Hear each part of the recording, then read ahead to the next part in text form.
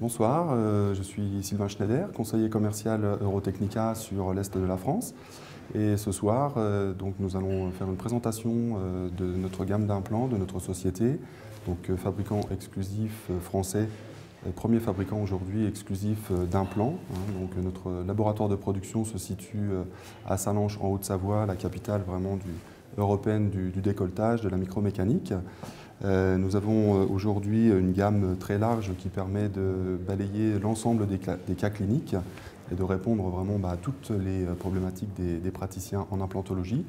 Et on s'attardera un petit peu plus ce soir sur la stabilisation à partir des mini-implants de la gamme OBI qui permettent de stabiliser notamment les prothèses mandibulaires pour des crêtes fines, pour notamment aussi des personnes par exemple âgées, puisque c'est une technique de pose ou un protocole très peu invasif. Il y a des sociétés qui ont mis en place en fait des implants de petit diamètre. Alors c'est des implants qui sont de diamètre 2,2 et qui permettent d'implanter dans des os qui sont extrêmement réduits ou résorbés, soit dû à l'âge ou dû à des pathologies. Il faut savoir qu'actuellement, quand un patient, par exemple, a un complet haut et bas, c'est-à-dire n'a plus de dents, donc on remplace par on appelle ça des complets, un complet haut et un complet bas, on a une surface de mastication qui est de 35%. Et si on met simplement deux implants inférieurs dans un os très résorbé, on va avoir une meilleure tenue de la prothèse inférieure et on va arriver à un coefficient de mastication qui avoisine les 85%. Donc on améliore le cadre de vie du patient, on améliore aussi sa vie sociétale et puis on améliore aussi, bien entendu, sa digestion, etc., tout ce qui va avec. Voilà. Alors, ces implants, donc, bien entendu, sont posés dans des os qui sont très résorbés, où on ne peut pas poser des implants. Un implant moyen, enfin un implant classique que l'on pose dans un os qui n'est pas résorbé, c'est un implant de diamètre 4 mm.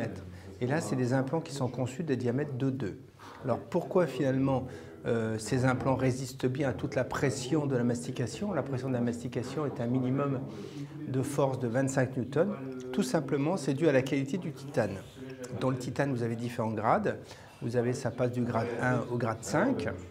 Et actuellement, pour ces implants, on utilise des grades 5 qui ont une résistance mécanique qui est beaucoup plus importante, avec une surface qui est rugueuse pour augmenter la surface de contact. Alors, donc, ce qui simplifie surtout la pose de ces implants, c'est qu'on n'a pas besoin de faire des lambeaux. Qu'est-ce qu'un lambeau? Tout simplement, pour avoir accès à l'os, on va décoller la gencive. Et en décollant la gencive, on va avoir accès à l'os. Et surtout, on va visualiser les corticales externes et internes de l'os. Et on va permettre de poser l'implant dans la bonne direction.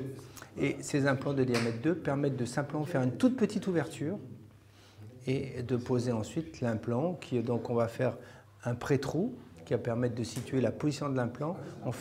Après on va donc faire un forage avec un foret de 2 mm qui va constituer l'essentiel du forage. Et ensuite on va visser, puisque c'est des implants qui sont auto-taraudants, on va visser ou auto-tarauder notre implant au diamètre de 2,2 jusqu'à la hauteur du col cervical, puisque ces implants ont l'avantage d'avoir la partie mâle qui est unie avec l'implant.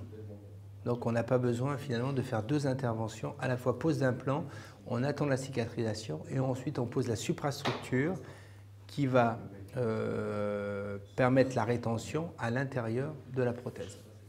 Donc aujourd'hui, Eurotechnica, c'est donc 117 personnes.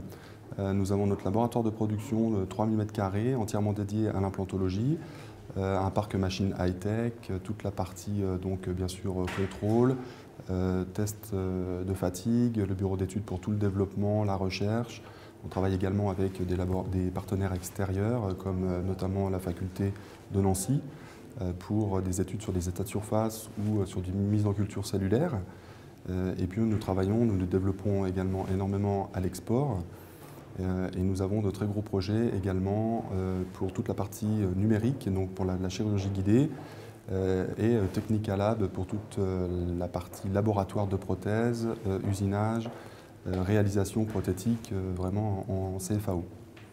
Et puis bien sûr, tout notre centre de formation, également à Sallanches, où nous avons un bloc de chirurgie et nous proposons des formations thématiques ou du cycle complet pour des praticiens qui veulent débuter en implantologie.